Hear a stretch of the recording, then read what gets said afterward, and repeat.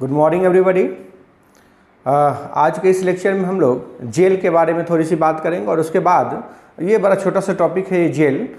इसके बाद हम लोग बात करेंगे कि हमारे आम जीवन में कोलॉइड्स का क्या एप्लीकेशन है, कोलॉइड्स को हम कैसे यूज करते हैं और कोलॉइड्स हमारे लाइफ में कितना बड़ा रोल प्ले करता है, ये मैं आपको समझाऊंगा। पिछले लेक्चर में मैंने आपको बताया था, थोड़ा सा हिंट दिया था कि मैं इस लेक्चर में ये डिस्कस करने वाला हूँ कि बारिश कैसे होती है, कुहासा कैसे बनता है, ये केमिकल वारफेयर जो होते हैं, रासायनिक हथियारों का इस्तेमाल किया जाता है, ये कैसे बनाए जाते हैं, इसका क्या मकसद है, या मकसद तो निश्चित रूप से वो बर्बादी होती है, लेकिन हम इसको कैसे करते हैं इस पर हम लोग बात करेंगे, जैसा कि मैंने पिछले लेक्चर में आपको विश्वास दिलाया था। अब हमारे पास एक ऑप्शन है कि हम इसमें एक टॉपिक आता है जेल पढ़ा भी होगा आपने, जेल भी एक कोलॉइडल सिस्टम है और जेल के बारे में थोड़ी सी बात कर लेते हैं, तो फिर हम आप वहाँ आएंगे।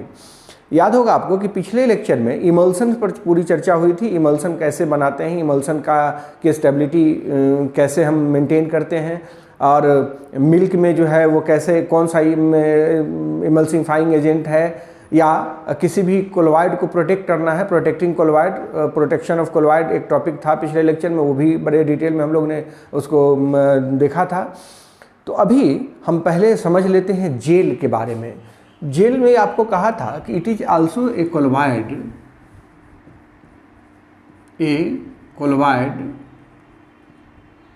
इन विच डीपी जो होता है वो होता है लिक्विड और डीएम जो होगा वो सॉलिड होगा, उसको हम जेल कहते हैं।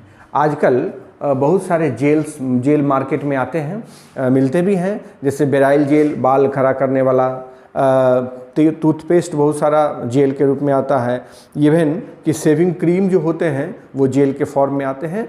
तो जेल हमारे लिए कॉमन चीज़ है, हमारे आसपास देखने को मिल जाता है जेल पर कुछ बातें कर लेते हैं। आपने कभी मैजिक बॉल का नाम सुना होगा, वो सब क्या है, या सिलिका जेल का नाम सुना होगा, छोटा छोटा वो गिरगिट के अंडे के जैसे दाना होता है और उसको बहुत सारे इक्विपमेंट्स में, जैसे कोई कंप्यूटर का पार्ट्स खरीदते हैं आप तो वहाँ उसमें रखा जाता है, या आप कोई लेदर का सामान, जूता या कोट या कोई ब्लेजर खरीदते हैं तो उसमें रखा जाता है। क्यों रखा जाता है, इस सब पर बात करते हैं।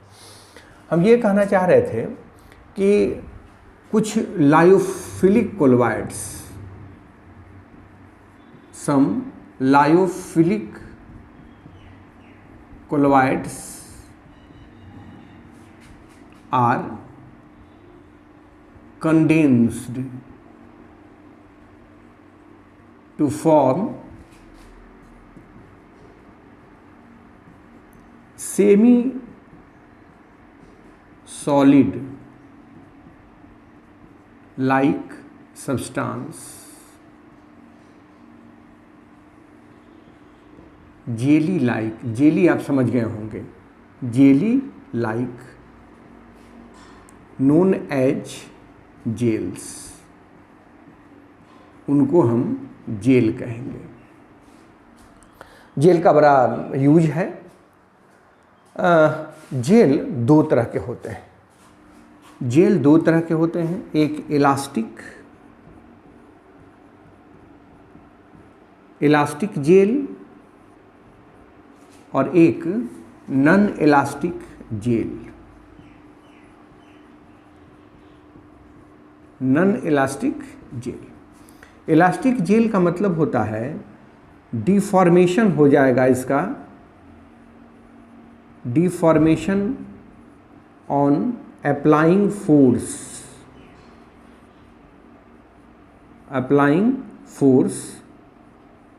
and it takes its original shape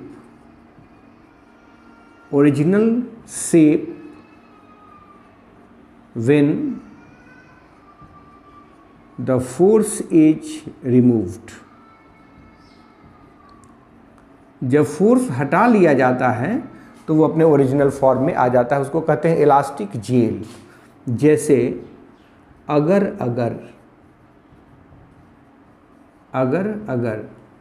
ये एक इलास्टिक जेल का एग्जाम्पल है। Gelatin, starch,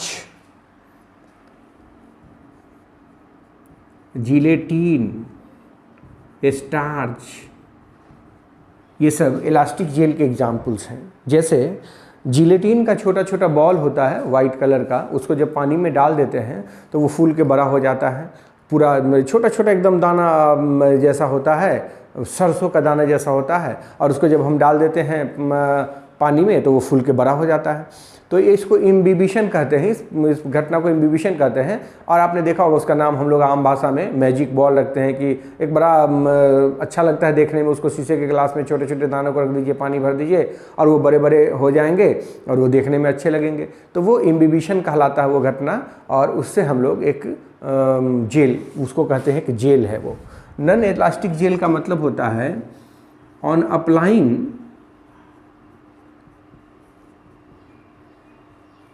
force, deformation takes place.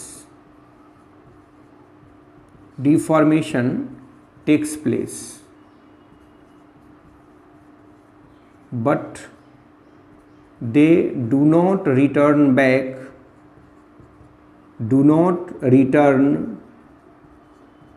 back to their original shape. ये अपने ओरिजिनल शेप में वापस नहीं आएंगे, उसको नॉन इलास्टिक जेल कहा जाएगा। जैसे सिलिका जेल सब लोगों ने देखा होगा, जब कभी आप कोई जूता खरीदते हैं लेदर का, तो उसमें एक पुड़िया में, एक छोटे से पुड़िया में छोटा छोटा दाना उजला उजला डाला हुआ रहता है, और वो सिलिका जेल है। और उसके डालने का एम केवल यही है कि वो उसमें जो मॉइस्चर लगेगा उसको एब्जॉर्ब कर लेगा। मॉइस्चर के कारण लेदर के किसी भी पार्ट में स्मेल आ जाता है, या किसी कंप्यूटर के पार्ट्स में वो मॉइस्चर न लगे, वो ख़राब हो सकता है, इसलिए उसमें सिलिका जेल का इस्तेमाल किया जाता है। और सिलिका जेल का काम है मॉइस्चर को एब्जॉर्ब कर लेना और उसको मॉइस्चर फ्री एनवायरनमेंट देना। तो ये कुछ जेल के एग्जाम्पल बताया, कुछ एप्लीकेशन मैंने आपको समझाया। आज हम लोगों को समझना है, जो मेन टॉपिक है हमारा वो है एप्लीकेशन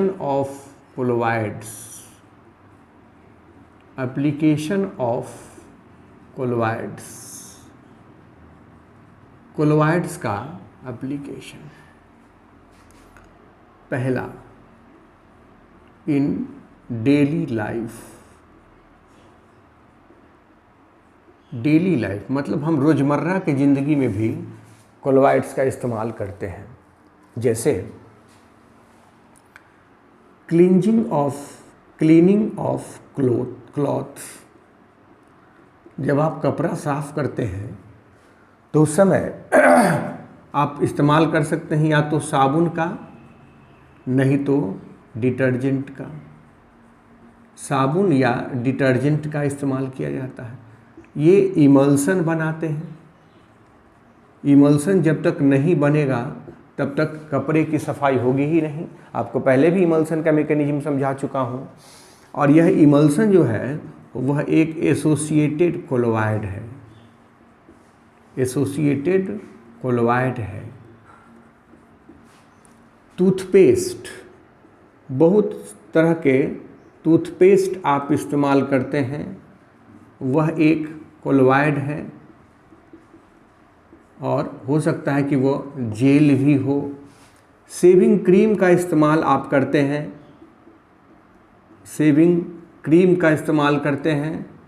शेविंग क्रीम भी एक कोलोवाइड है। आप इस्तेमाल करते हैं डेटॉल का, सेवलॉन या कोई दूसरा एंटीसेप्टिक जो इस्तेमाल करते हैं, वह भी एक तरह का इमल्सन होता है, तो वह भी एक कोलोवाइड है। आप दूध पीते हैं, वेल नोन चीज़ है, यह एक इमल्सन है। आप बटर खाते हैं, वह एक इमल्सन है। तो कुल मिलाकर हम आपको ये समझाना चाहते हैं, आप दाल खाते हैं वह एक कोलोइडल सॉल है, तो कहना ये चाहते हैं कि ये सारे के सारे कोलोइड्स हैं जो हमारे आम जीवन में, रोज़मर्रा के जीवन में इस्तेमाल होते हैं। दूसरा, इन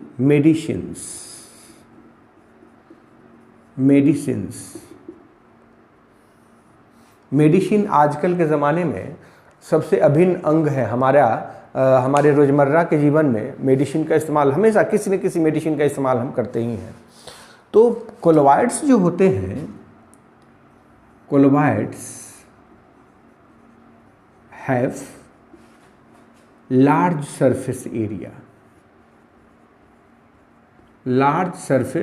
area due to their smaller size. चूँकि उनका साइज छोटा है इसलिए उसका सरफेस एरिया बहुत बड़ा होता है। लार्ज सरफेस एरिया के कारण hence they are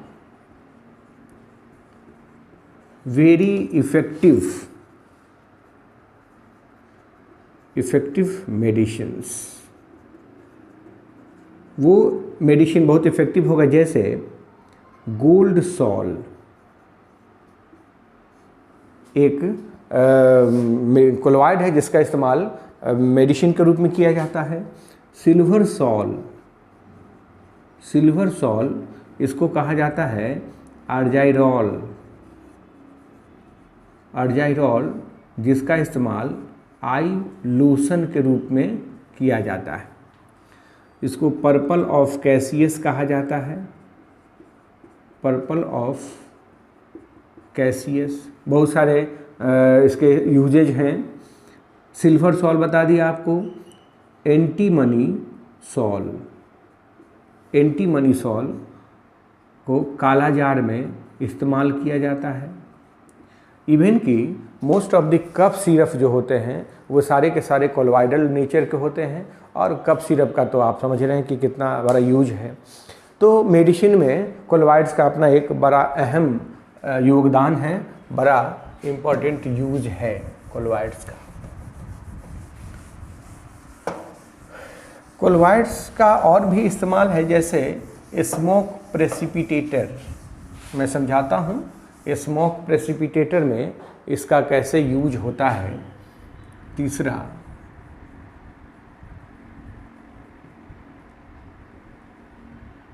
smoke precipitator.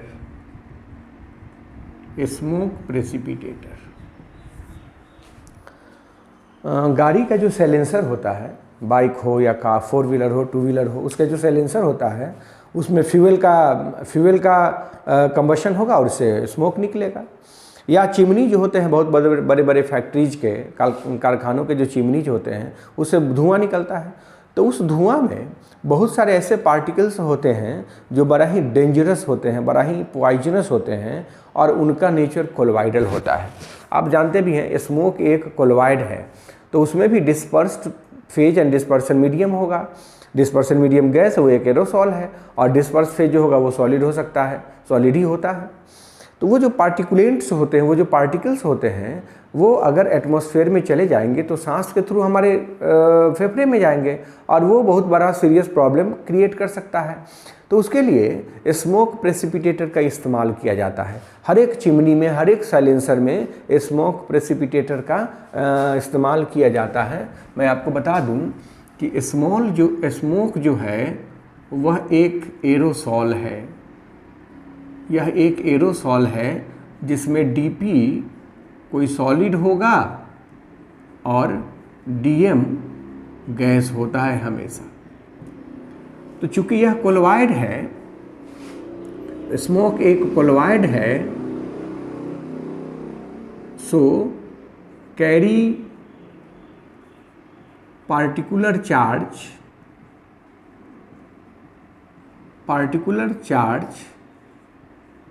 at the dp and opposite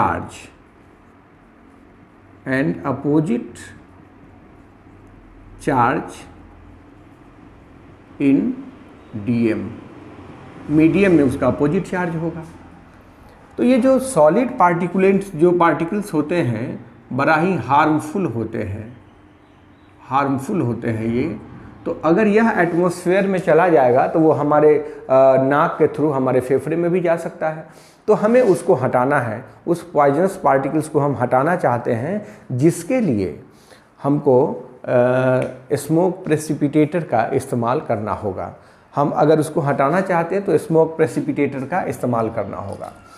suppose कीजिए कि यह गाड़ी का साइलेंसर है, साइलेंसर ही है गाड़ी का।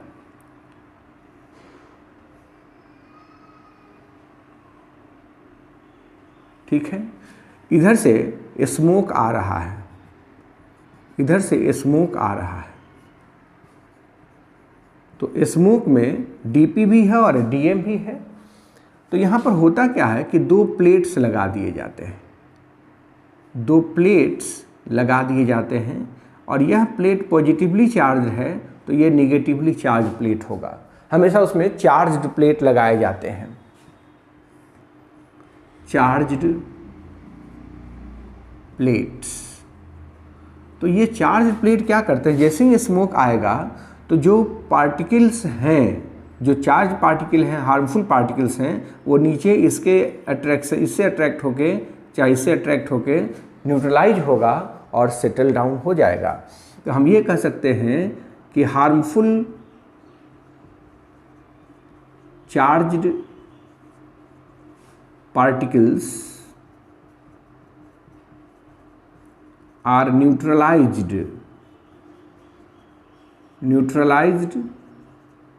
ड्यू टू चार्ज्ड प्लेट्स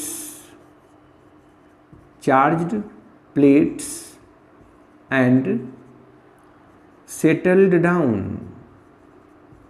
और इस तरह से वो नीचे बैठ जाता है और वो एटमॉस्फेयर में मिक्स नहीं हो पाता है, जिससे हमें वो एडवर्स केस का सामना करना नहीं पड़ता है। तो एक बहुत बड़ा इसका एप्लीकेशन है कि इसके प्रॉपर्टीज का हमने यूज़ किया कि ये जो कोलोइड्स होते हैं उस पर चार्ज होता है, और उस चार्ज के कारण हम इसको कोगुलेट करा सकते हैं। उसको न्यूट्रलाइज जैसे ही करेंगे वो कोगुलेट हो जाएगा।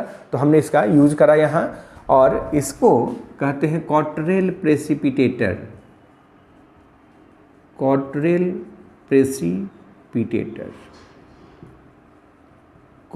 प्रेसिपिटेटर जितने भी फैक्ट्रीज हैं उस सारे के सारे फैक्ट्रीज के चिमनीज में ये क्वार्टरेल प्रेसिपिटेटर लगा होता है। बड़े बड़े जो चिमनी होते हैं उसमें दोनों तरफ प्लेट्स लगे होते हैं, और वो चार्ज्ड प्लेट्स होते हैं, और जिसके कारण उस धुएं में प्रेजेंट जो हार्मफुल पार्टिकल्स हैं वो सेटल डाउन हो जाते हैं, प्रेसिपिटेट डाउन हो जाते हैं, और हमको उससे सुरक्षा मिलती है। तो ये एक प्रेसिपिटेटर है। आपको मैंने एक बार और भी बताया था, कभी कभी आप देखते होंगे कि टीवी के स्क्रीन पे, बाइक पर या दीवार पे कुछ धूल जम जाती है। धूल भी क्या है, सैंड जो है वो कोलोइड्स हैं।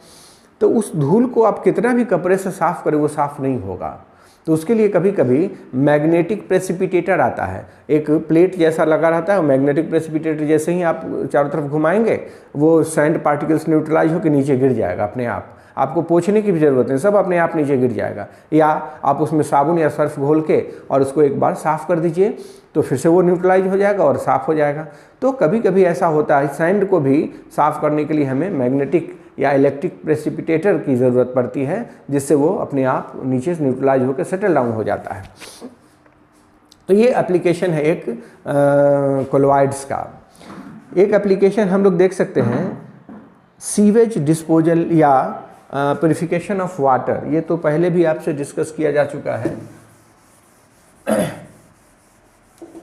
Purification of water,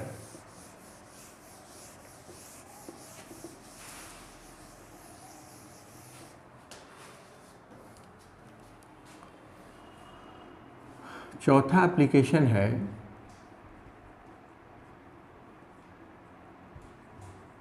purification of water. जो वाटर है इसमें जो डर्ट्स होते हैं, डर्ट्स वो कोलोइडल होते हैं, कोलोइडल इन नेचर। जो भी गंदगियाँ होती हैं उस पानी में, गंदे पानी में, उसमें जो डर्ट्स हैं, गंदगियाँ हैं, वो कोलोइडल नेचर के हैं। तो कोलोइडल नेचर के हैं तो उस पर चार्ज होगा डेफिनेटली। कैरी सम चार्ज, इस पर कुछ चार्ज होगा। तो कहता है कि जब हम एलम, व्हेन एलम, एलम का मतलब फिटकीरी, is added to the dirty water, dirty water, alum क्या है? K2SO4 Al2SO4 whole 3 into 24 H2O।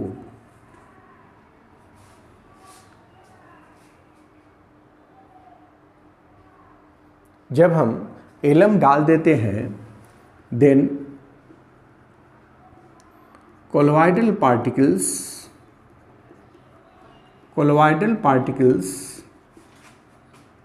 get neutralized,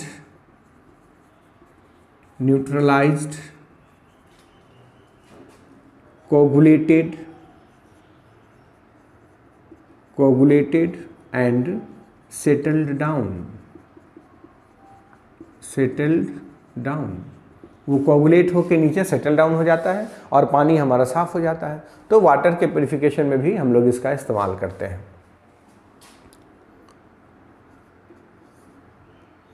in chemical warfare,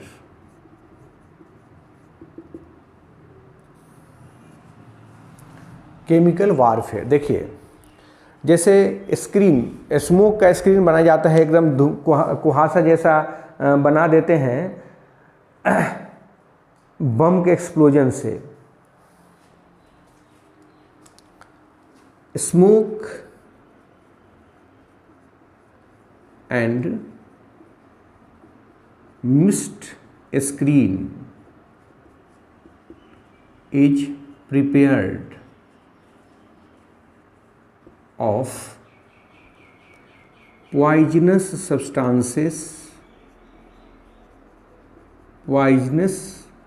substances by bomb blast। Bomb blast से आपने देखा होगा कि आंसू गैस के गोले फेंके जाते हैं तो क्या होता है, पूरा धुआं फैल जाता है और उससे आँख में बड़ी मिर्ची जैसी लगती है और लोग भीड़ तितर बितर हो जाती है। तो एकदम स्मोक का एक स्क्रीन बन जाता है, कुछ दिखाई नहीं देगा उसमें। तो होता क्या है कि एक बम के जैसा उसमें छोटा सा ट्रिगर वगैरह लगा दिया और उससे जब ब्लास्ट हुआ तो उसमें रिएक्शन हुआ, रिएक्शन होने से जो गैस निकला, टीयर गैस, और जिससे पूरा एकदम इसमें धुआं जमा हो गया वहाँ, वो आँख में बड़ी मिर्ची जैसी लगती है। तो ये स्क्रीन बनाए जाते हैं। आपने महाभारत और रामायण में भी देखा होगा कि मंत्र पढ़ा, फूंक दिया और एकदम धुआं निकला, वो दिखाई ही नहीं दे रहे हैं, वो विलुप्त हो गए, वो अंतर्ध्यान हो गए। तो ये सब टेक्नोलॉजी है जिससे हम स्क्रीन, एक आर्टिफिशियल स्क्रीन का इस्तेमाल कर सकते हैं, धुएँ का इस्तेमाल कर सकते हैं, मिस्ट का इस्तेमाल कर सकते हैं। तो ऐसे जगहों पे to protect from these poisonous gases,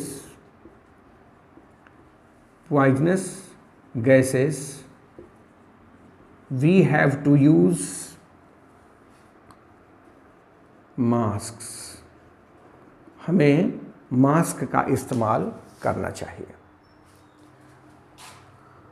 छठवां, आर्टिफिशियल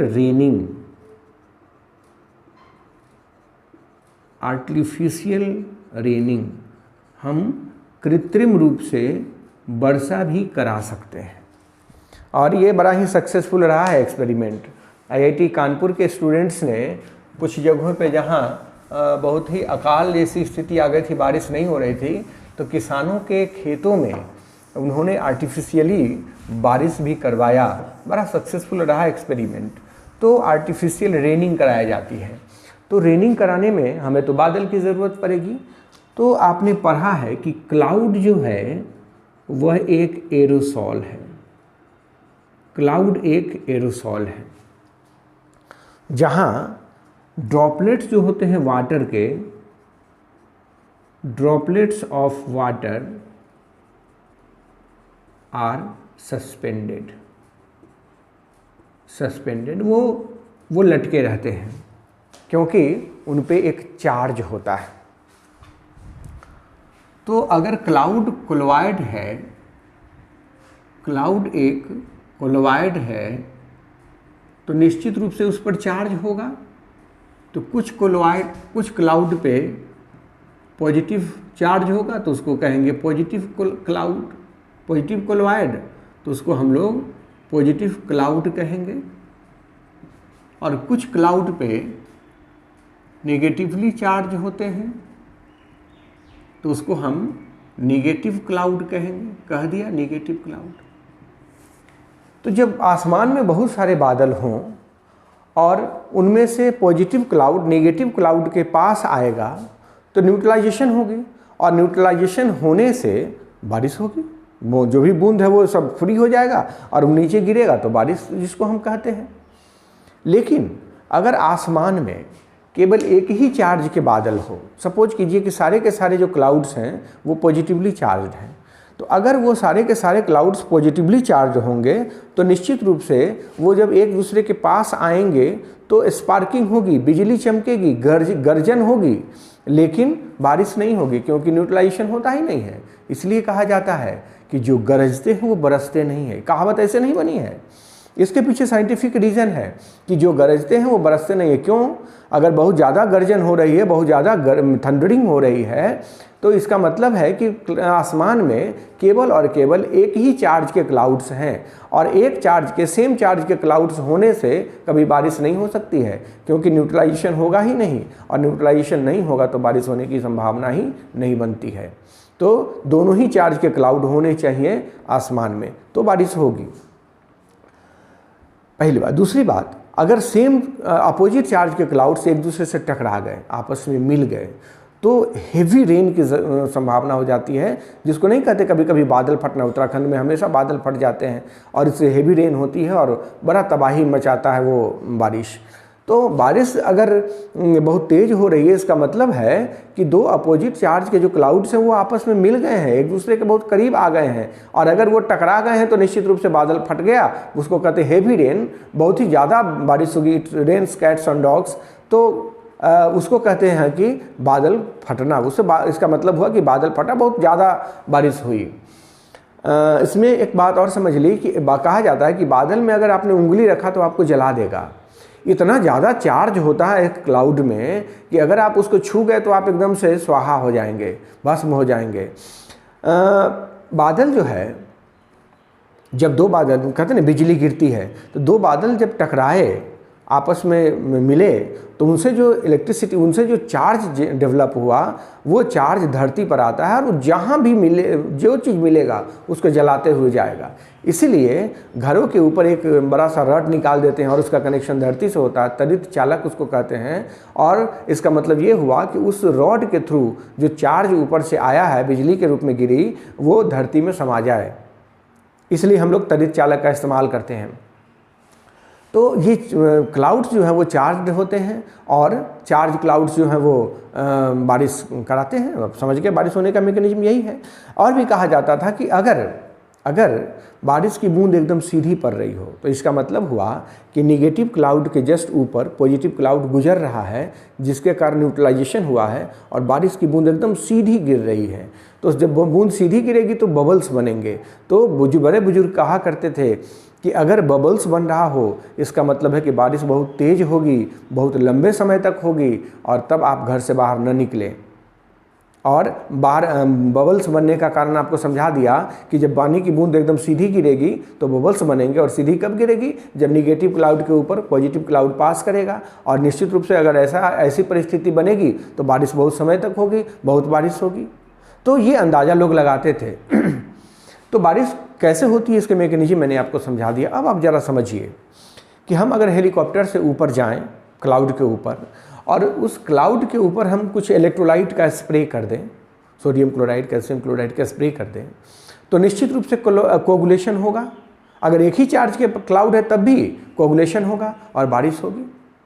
और यही हुआ सेकेंड वर्ल्ड वॉर में। अमेरिका ने रसिया के बादल पे, रसिया के आसमान में जाके उसके बादल पे कैल्शियम क्लोराइड का छिड़काव कर दिया और जिसके कारण इतनी बारिश हुई कि लाखों लोग मरे उस बारिश में। ये आर्टिफिशियल रेनिंग की बात हुई। आर्टिफिशियल रेनिंग का मतलब हुआ कि जो क्लाउड्स हैं आसमान में, उसके ऊपर हम कुछ इलेक्ट्रोलाइट्स का छिड़काव कर देंगे। नमक ले जाइए ना, एक बोरा और छिड़क दीजिए, देखिए बारिश कितनी होती है। कैल्शियम क्लोराइड पर चूँकि कैल्शियम पर +2 चार्ज होता है, इसलिए वो ज़्यादा इफेक्टिव है बारिश कराने में।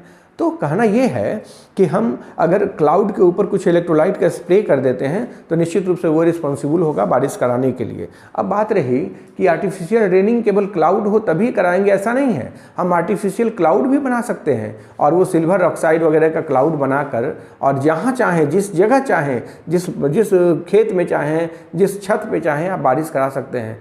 इतनी बात हो गई है। और आप समझते हैं कि हमारे वेद पुराणों में इंद्र को बारिश का देवता कहा जाता है। मतलब वो इतने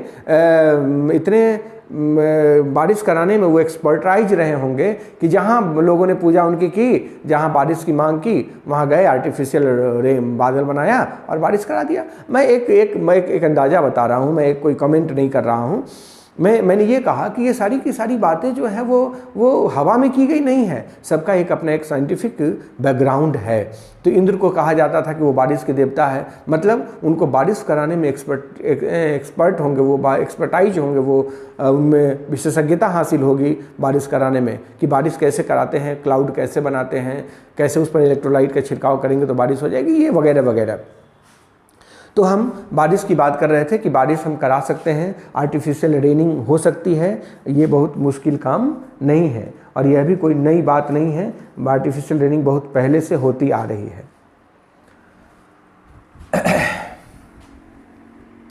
सातवां एप्लीकेशन है इन rubber industries. Rubber industries, rubber जो है वो रबर ट्री से मिलता है। रबर ट्री से, आप जानते भी हैं कि रबर का पेड़ होता है, उसको काटने से उसमें उजला उजला कुछ लिक्विड निकलता है जिसको लेटेक्स कहते हैं। लेटेक्स एक कोलोइड है और इस कोलोइड में जब थोड़ा सा इलेक्ट्रोलाइट मिलाया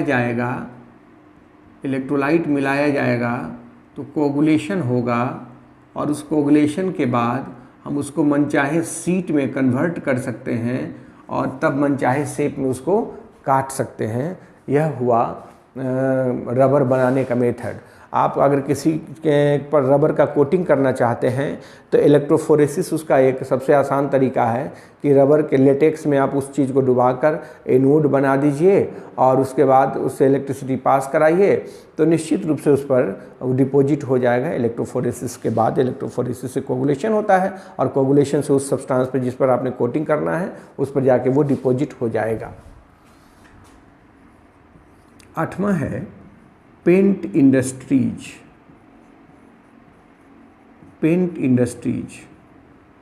इंडस्ट्रीज में इसका बहुत बड़ा यूज है। जितने भी पेंट हैं वो सारे के सारे इमल्सन हैं और सारे के सारे पेंट्स का क्या यूज है आप जानते भी हैं। पेंट कॉमनली यूज होने वाला चीज़ है और ये सारे के सारे एक कोलोइड होते हैं। Blue colour of sky. Blue colour of sky, ये पहले भी चर्चा की जा चुकी है कि टिंडल इफेक्ट के कारण स्काई का कलर ब्लू होता है। मैं आपको समझा देता हूँ कि Tyndall effect is the main cause. Tyndall effect, तो टिंडल इफेक्ट में कहता है स्कैटरिंग ऑफ लाइट होती है, स्कैटरिंग ऑफ लाइट, और यह स्कैटरिंग डायरेक्टली प्रोपोर्शनल है 1/λ⁴, जिसमें लेमडा जो है where this lambda is the wavelength of rays, wavelength of rays, उस रे का ये वेवलेंथ है। तो आप समझ ही रहे हैं कि विब जी ओर होता है, विब जी ओर सबसे ज़्यादा वेवलेंथ वायलेट कलर का होता है, तो सबसे ज़्यादा वेवलेंथ है तो स्कैटरिंग सबसे कम होगी, सबसे ज़्यादा वेवलेंथ आर का है, रेड का, तो स्कैटरिंग सबसे कम होगी। सबसे ज़्यादा स्कैटरिंग किसकी होगी? वायलेट का। लेकिन तब भी स्काई हमको ब्लू क्यों दिखाई देता है? तो देखिए वायलेट और इंडिगो का जो इंटेंसिटी होता है बड़ा कम होता है। वायलेट और इंडिगो में वो कहिए ना उसको फेंट कलर होता है, वो उन सबों में सबसे ज़्यादा इंटेंसिटी किसका होगा? सबसे ज़्यादा ब्राइटनेस किस में होगा? ब्लू में। इसलिए इन सबों को वो सप्रेस करके और ब्लू कलर दिखाई देता है। मतलब ये समझिए कि सबसे ज़्यादा तो निश्चित रूप से स्कैटरिंग होगी वायलेट की, उसके बाद इंडिगो की, लेकिन इंडिगो, वायलेट और ब्लू तीनों मिलाइएगा तो दिखाई कौन सा देगा? ब्लू। इसलिए स्काई ब्लू कलर का दिखाई देता है। 10वां एक एप्लीकेशन देख सकते हैं आप, टेल ऑफ कॉमेट। पुच्छल तारा जो होता है उसका जो टेल हमें दिखाई देता है वह भी टिंडल इफेक्ट के कारण ही दिखाई देता है। और वो पुच्छल तारा इसमें नहीं, अब बड़ा फेमस कभी कभी होता है कि धरती के बहुत पास से एक पुच्छल तारा कॉमेट गुजरने वाला है, तो पुच्छल तारा का भी जो टेल होता है वो टिंडल इफेक्ट के कारण ही दिखाई देता है।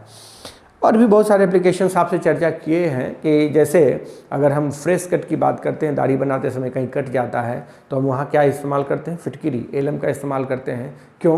क्योंकि फिटकिरी में जो आयंस हैं वो उस ब्लड को कोगुलेट कर देगा। हमारे बॉडी में ऑलरेडी ब्लड को कोगुलेट करने के लिए विटामिन के होता है और वह विटामिन के हमारे ब्लड को कोगुलेट करा देता है अगर वो ब्लीडिंग कहीं से हो रही हो तो लेकिन हम उसको फास्टेन करना चाहते हैं, हम उसको जल्दी कोगुलेट कराना चाहते हैं, तो उसके लिए हमें फिटकिरी का इस्तेमाल करना होता है। फिटकिरी फिर वही बात है कि फिटकिरी का इस्तेमाल करेंगे, वो फिटकिरी एक इलेक्ट्रोलाइट है, इलेक्ट्रोलाइट जो है वो ब्लड जो कि एक कोलोइड है उसको कोगुलेट करा देगा और हमारा ब्लीडिंग जो है वो रुक जाएगा।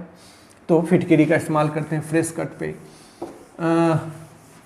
और भी एप्लीकेशंस हैं, एक दो जैसे मैं डिस्कस कर लेता हूँ, डिस्कस किया हुआ है ऑलरेडी कि डेल्टा का फॉर्मेशन होता है जहाँ दो नदियाँ मिलती हैं या समंदर से नदियाँ मिलती हैं, वहाँ डेल्टा का फॉर्मेशन होता है।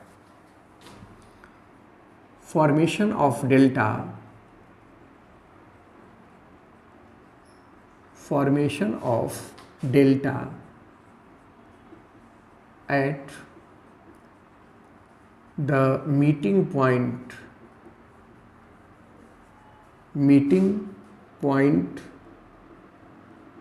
of two rivers